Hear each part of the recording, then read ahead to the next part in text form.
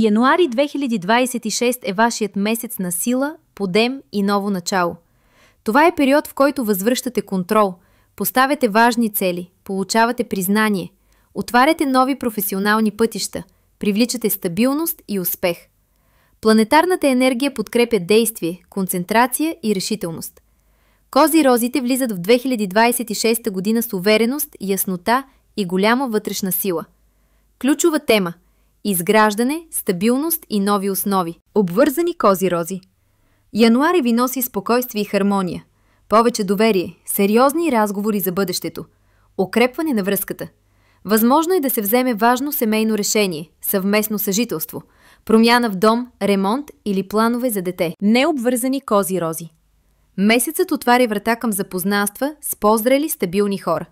Човек, който показва сериозни намерения, бавни, но дълбоки емоционални връзки. Шансовете за любов се усилват след 12 януари.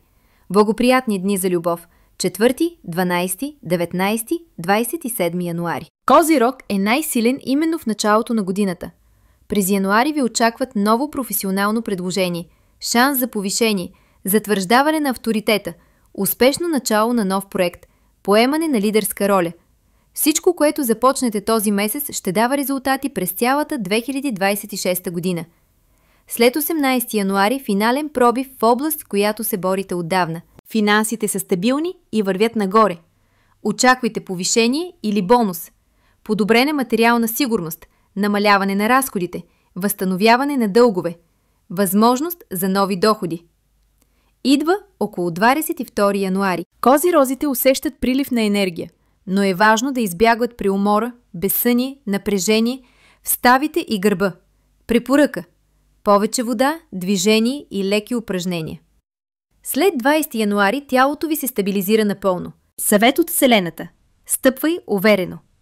Всичко, което започнеш сега, ще се превърне в твоя най-голяма победа. Ако този хороскоп ви е харесал, подкрепете канала, като се абонирате за Астровълшебство. Натиснете камбанката, за да не пропускате месечните прогнози. Благодаря ви за подкрепата!